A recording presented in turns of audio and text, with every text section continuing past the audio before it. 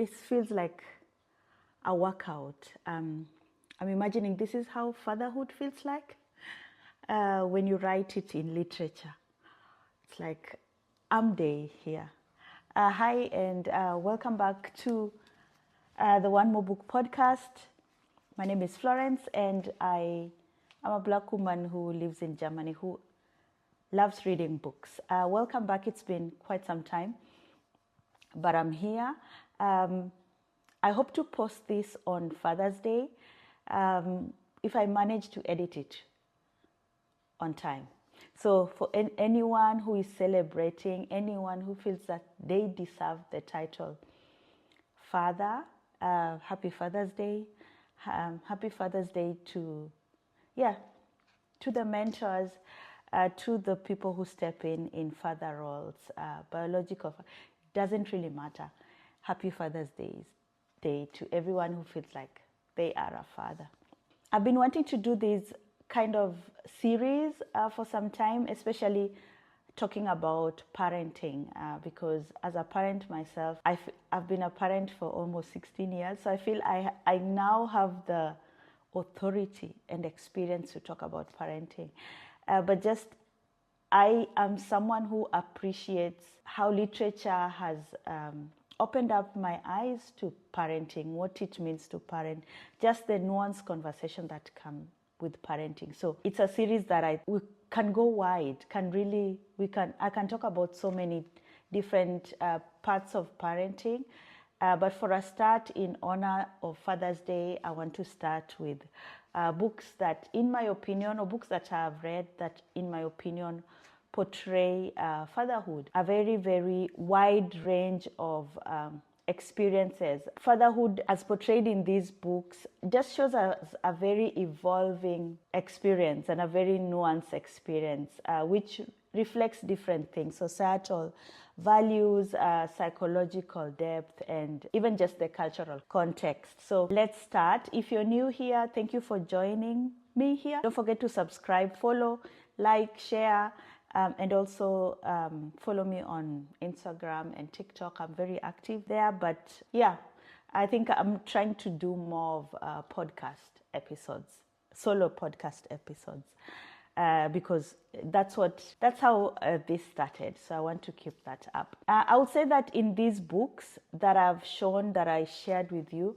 you can actually watch these on YouTube if you're listening to this as a podcast episode. The books that I've shown to you show just a different type of experience of fatherhood. We see traditional fathers who are very holding on to these really traditional values. They believe they need to be strong and to be leaders and to be fathers who show authority and who are very, very serious and critical and are disciplined, and but in a way they're also very emotionally distant. So we have those kind of fathers. They believe that they just need to be protectors and providers, and they are very, very emotionally reserved. We also explore fathers who are nurturing. So on the other side, fathers who are open emotionally. They deal with their own things, and they have an open channel, so that they can have conversations with their children. They're emotionally available, and they're just naturally nurturing. So we see that more and more in contemporary writing, but also a bit in the books that were written a bit earlier. We see flawed fathers who are redeemable. These are fathers who did not know how to do fatherhood because they didn't see it being done, but they have accepted their mistakes, they have faced their personal demons, and they are now seeking redemption by just building a better relationship with their children. We also see absent or failed fathers. These are fathers who are either physically or emotionally absent, and we see how this has a very resulting negative impact on their children and on their families. We see symbolic or surrogate fathers.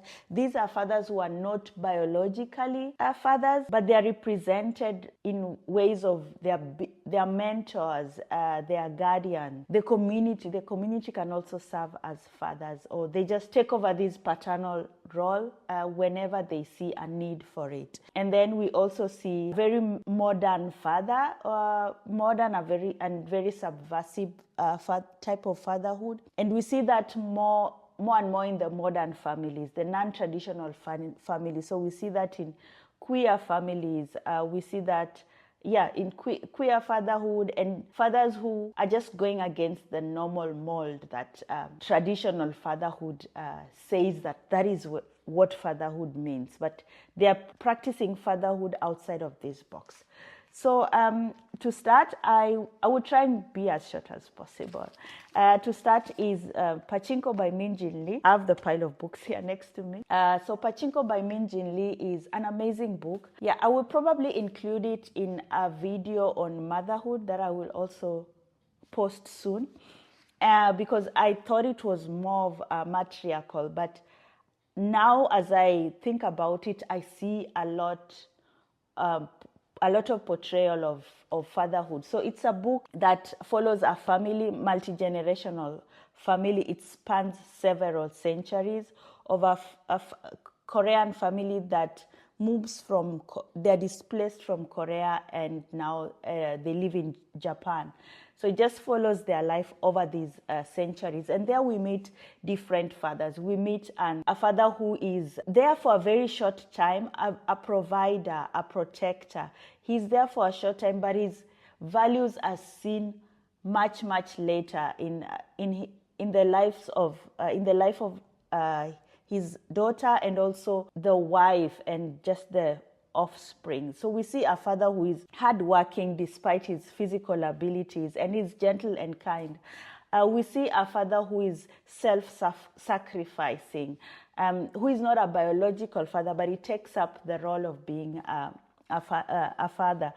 We see a father who is the biological father, but he's very controlling and conniving, and he wants to dictate how he will show up in his child's life, how he likes. And we see the effects of this on the child. We see a father later who is struggling with his self-identity, and just because of the way his father never accepted him. So we just see the effects, emotional effects that the different types of fatherhood have on the sons, on the families, and how it is passed down onto the next family. So I really liked the wide array of fatherhood that is portrayed in this book. Totally would recommend it.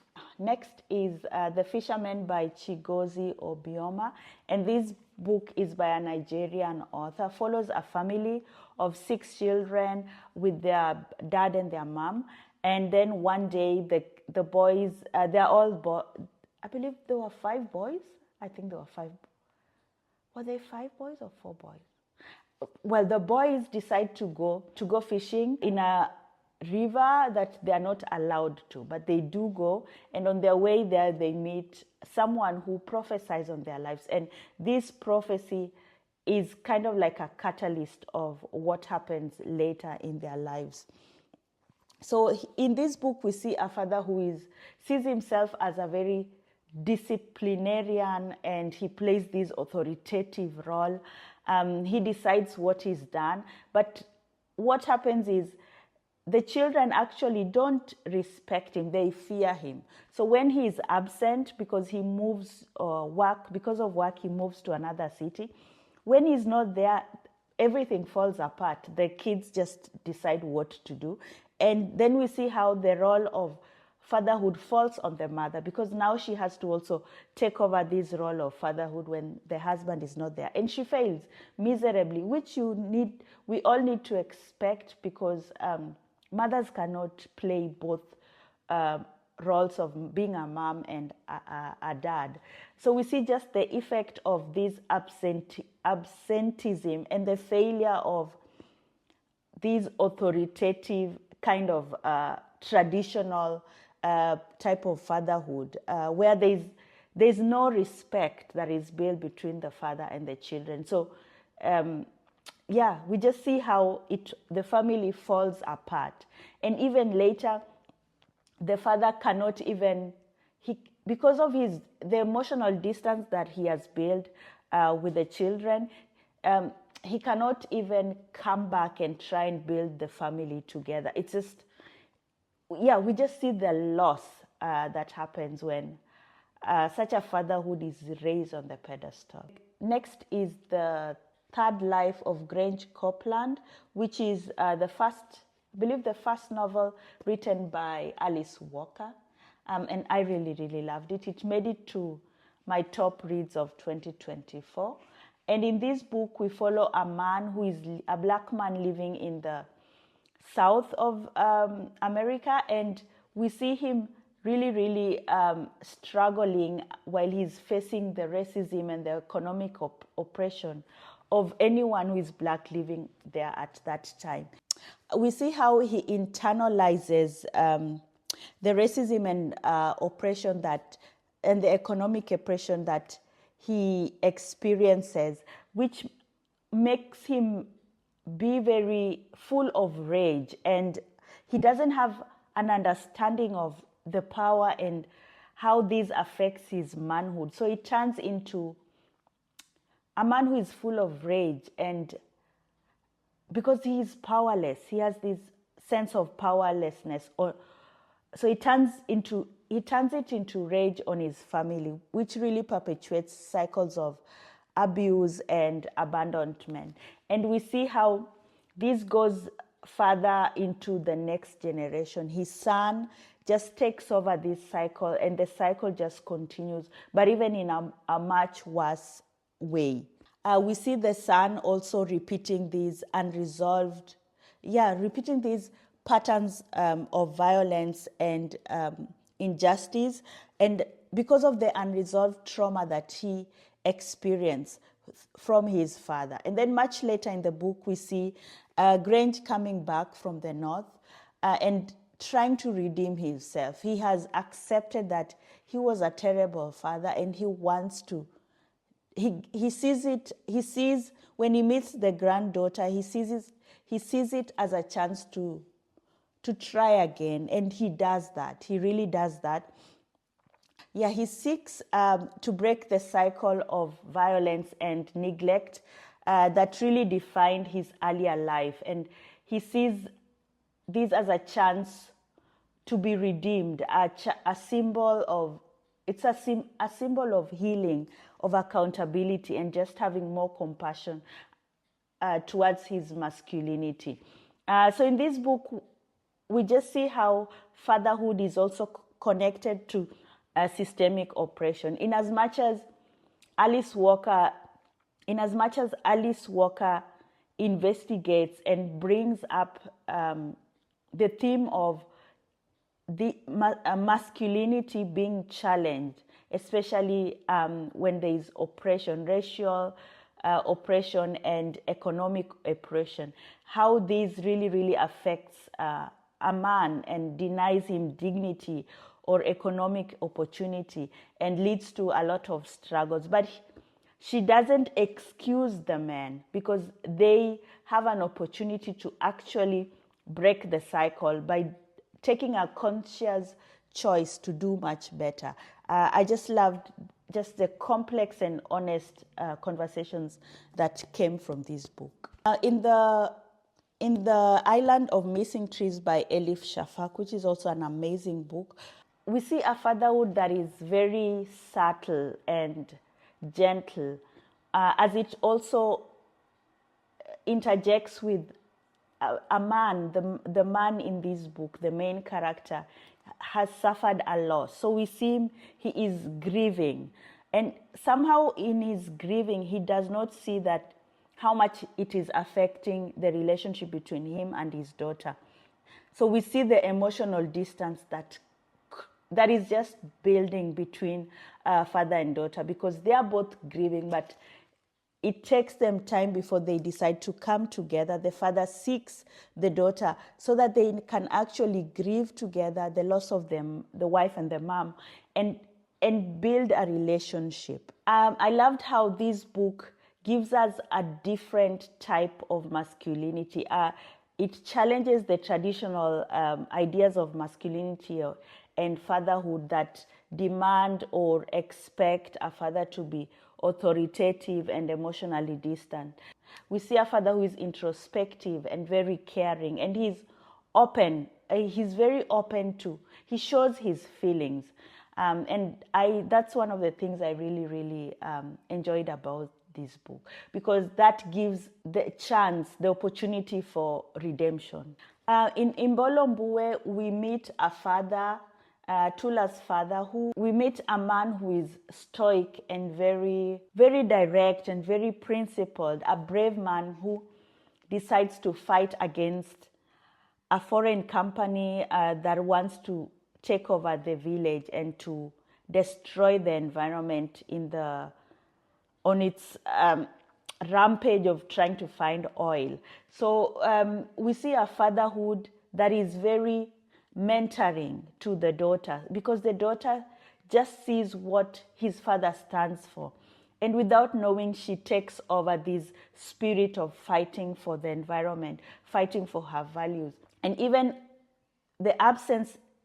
as the absence of the father affects the whole family, the daughter, the whole family, and even the community, we see Tula just this form of inheritance. It's not a physical or material inheritance, but a moral form of inheritance, which is something I never really thought about. But yes, there's a form of moral inheritance that is passed down to Tula, and she takes over from where the dad left off from. And we also see in this book community performing the role of fatherhood. I love that, even though there were cases where they fell short of this, but just being able to say, hey, these children or our community needs father figures, especially in families where the fathers are no longer there.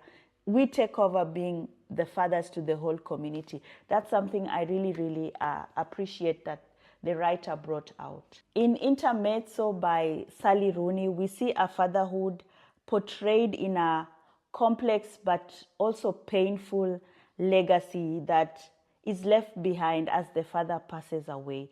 We see how the two main characters, Peter and Ivan, are trying to come to terms with the loss of their father. In a way, the absence of the father triggers the sons to actually investigate, or it serves as a catalyst, a deep catalyst for the deep exploration of the two siblings, so that they could explore their grief, not only their grief at the loss of their father, but just their own relationship. Because before then, they didn't just, it was something they ignored. But now, because the father is gone, they now have to interact and actually see, hey, what is going on between us? Let's find a solution. So I love that even in his absence, his presence was still felt and his values were still carried down. It's something I enjoyed reading in the book.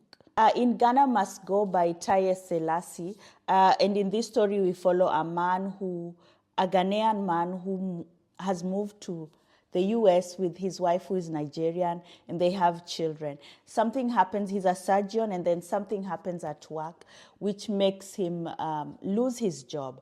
And here we see a father who is really holding on, or believes that his manhood or his fatherhood is defined by how he provides for his family. So when this thing happens and he loses his job, he actually just loses his whole identity.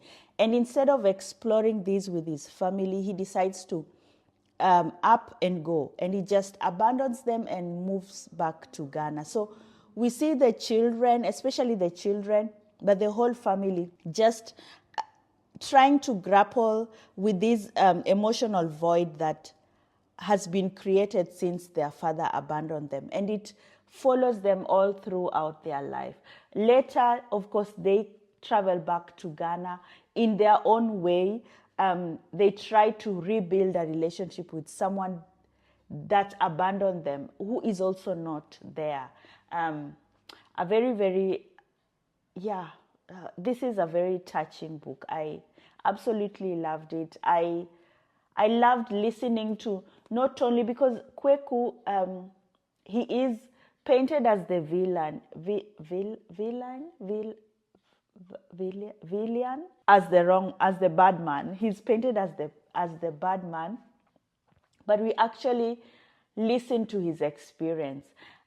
In as much as, I don't know, I have not been in that position, but I would want to think that if I ever find myself in such a position, I would be open to talking to my family, to finding out, letting them know I am struggling, instead of just checking out. So that's something that I found very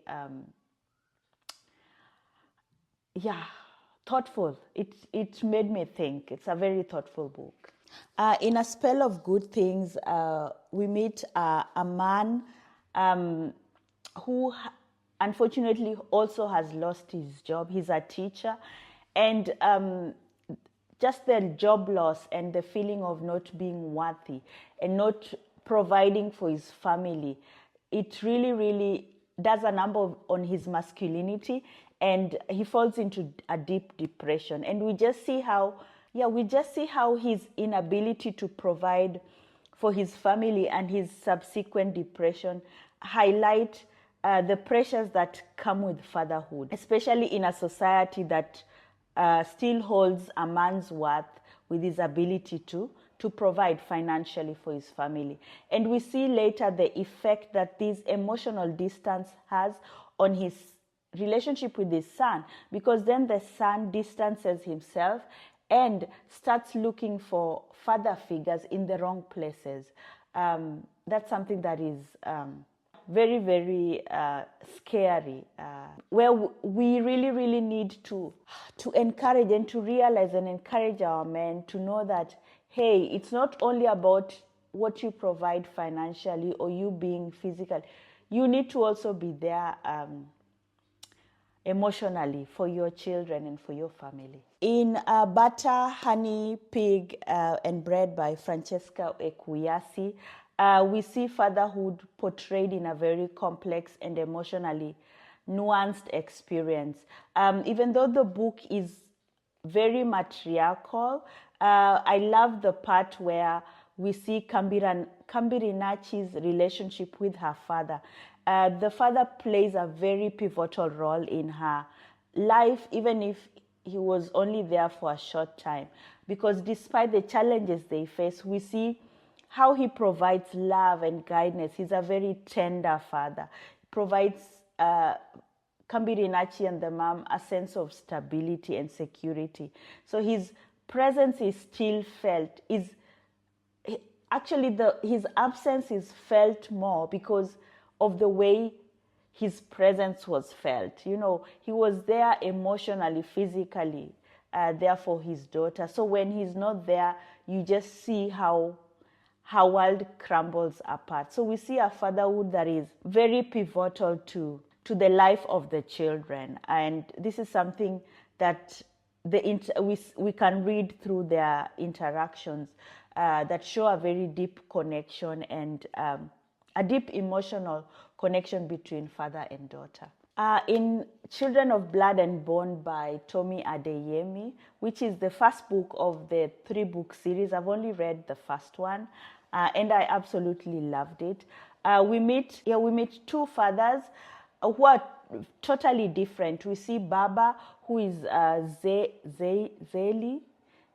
and Zain's father, and he has a very selfless form of fatherhood, because despite the trauma of losing his wife, he's still strong and guiding his children. He believes in their missions and he encourages them, and he believes that only through them can there be justice. So we see a father who is very encouraging and nurturing.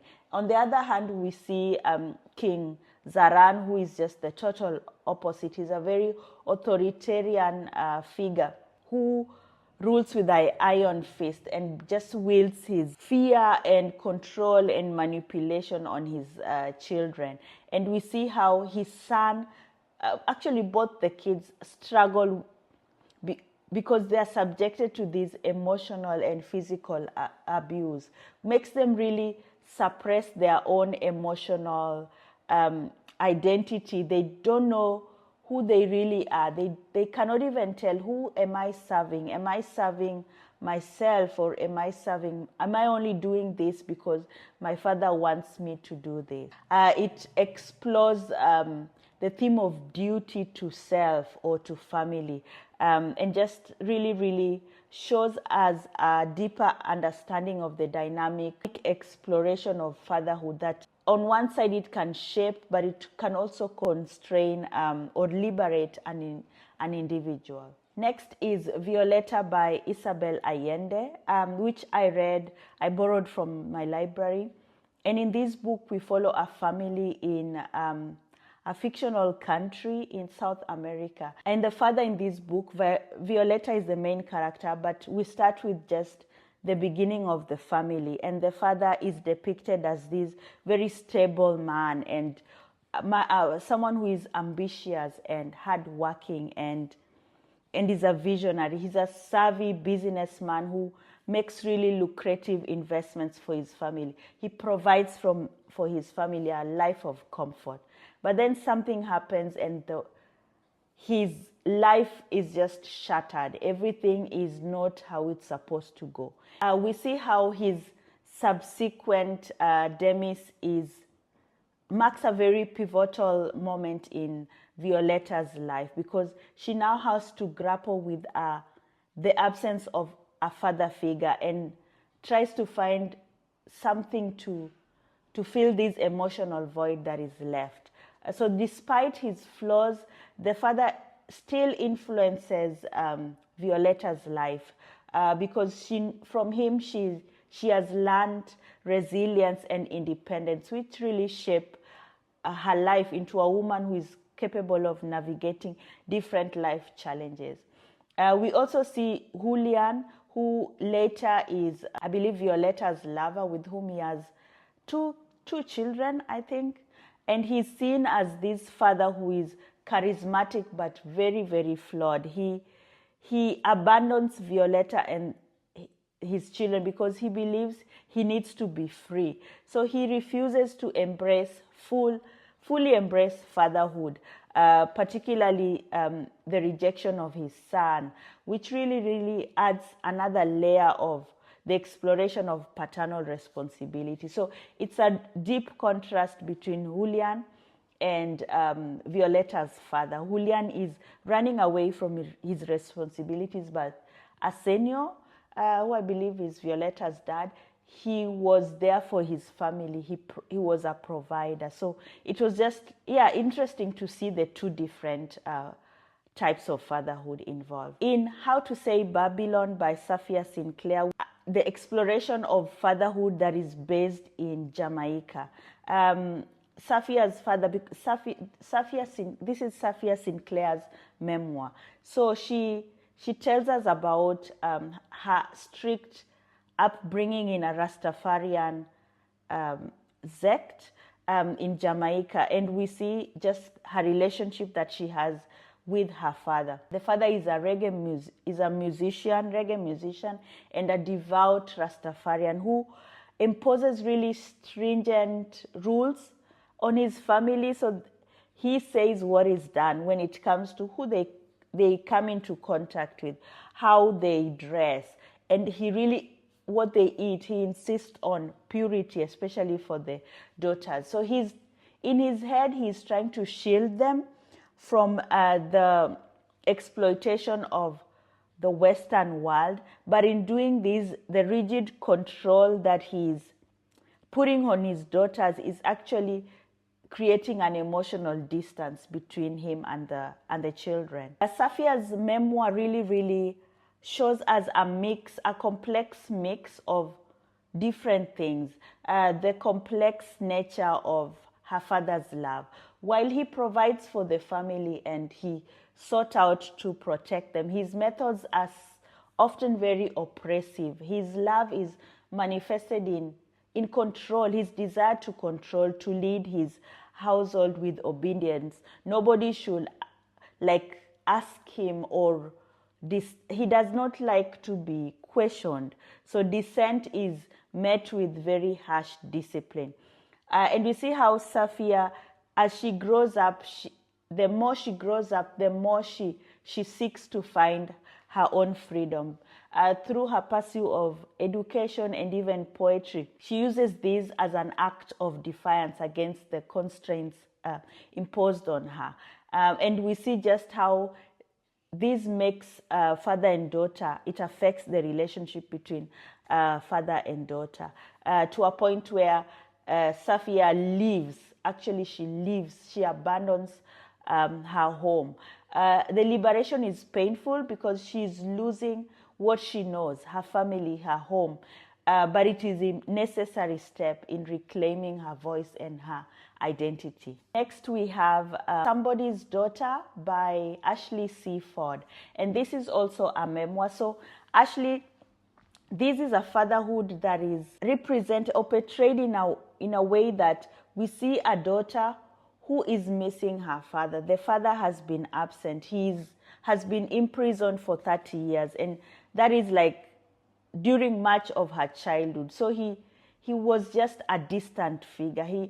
All she knows is the stories that she has been told by everyone else. So despite the physical distance, she idealizes him through like letters and the very rare visits that they have. And in her mind, she's constructing an image of a father who is loving and supportive. And this idealization really helps her have this sense of connection with someone that she cannot have access to as she wants. But later, when she realizes who this man actually is and the reasons why he was sent to prison, it really overturns Ashley's point of view, and she is really, really hurt. So the revelation shatters the image of this protective father that she had constructed in her head, and she's forced to confront these very complex feelings alone because the father is not there. I love the quote where she writes, I could deny my love for my dad as if it were actually that easy for love to go away. So she has an internal conflict that underscores the tension between love and acknowledgement of them. Next, we have Aftershocks by Nadia Owusu, which is also a memoir. Oh God, I have introduced you to very, very many memoirs in this video. So here we meet Nadia Owusu, and she's the daughter of, I think the mom was American, white American, and the dad was Ghanaian. And we see a very close relationship between father and daughter. Him being around and being a very present father, a very strong constant in her life, is a very important thing in her formative years. His work with, I believe he worked for the United Nations, made the family travel in different countries, but he was like a form of stability and rootedness for Owusu until when he is no longer there. And we see just how much this affects Nadia, because this is a man she knew for 13 years, and she believed everything that he was saying. His beliefs, his values, his teachings, they influenced her worldview by emphasizing on equality and the importance of storytelling. So when he's gone, she now has to grapple with this void that is created. The man that she loved, that she knew, is now gone. And then there comes up stories about his life that she did not know. So it's more of like a truth and reconciliation book, because she's like, I don't know who my father was, who was that person that I knew those 13 years? So this realization allows her to reclaim the narrative and find peace with her father's memory. I really enjoyed this book. Next we have Blessings by Chukwuebuka Ibe. And I think this will also show up in the motherhood video. And in this book, the father is depicted as a strong character. Obiefuna's father, he's rigid and authoritarian, and this is how he approaches fatherhood, because he believes that he needs to be this authoritarian in order to impact his son's life. But we realize that this actually does the opposite in his son's journey of self-discovery. He embodies a very traditional patriarchal value, which emphasizes discipline and conformity. And this just leads to the emotional distance between father and son, because he is trying to punish him, to straighten him. But this action actually just underscores his suppressed desire to punish something that he sees as a defiance, reflecting a broader societal tendency to enforce this story of heteronormativeness through familial structure. I love just how the author used the father's reaction and his character to reflect actually what is going on in the society at the moment. We see a backlash, a wall built against anyone who decides, or anyone who belongs to the very marginalized, non-heteronormative identities.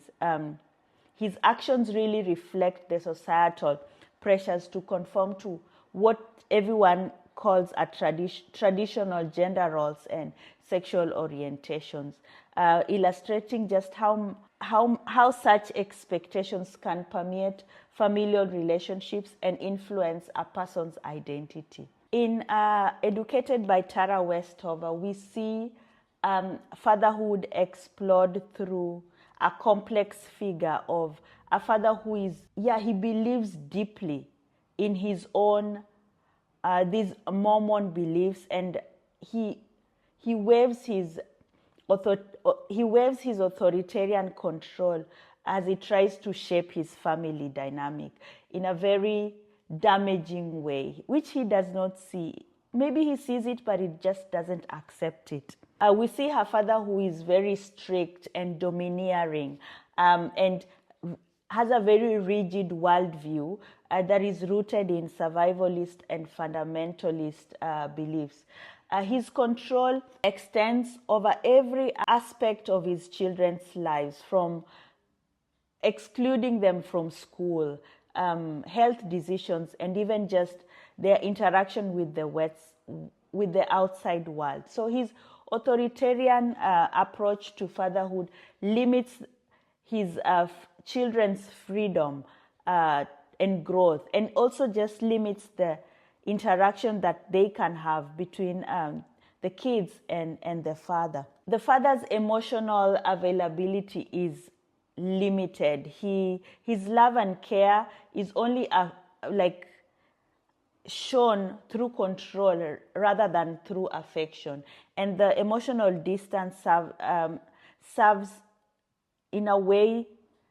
It kind of made, it's the thing that pushed Tara out, because she was like, I need to get validation somewhere because I am not getting it at home. So in her search for this validation and understanding outside of her family, that's where she starts her journey to discover herself. So her self-discovery journey comes after she says, I need more than this. And we see how this kind of fatherhood can significantly stagnate a child, an individual's identity. And last but not least, We Are All Birds of Uganda by Hafsa Zayan.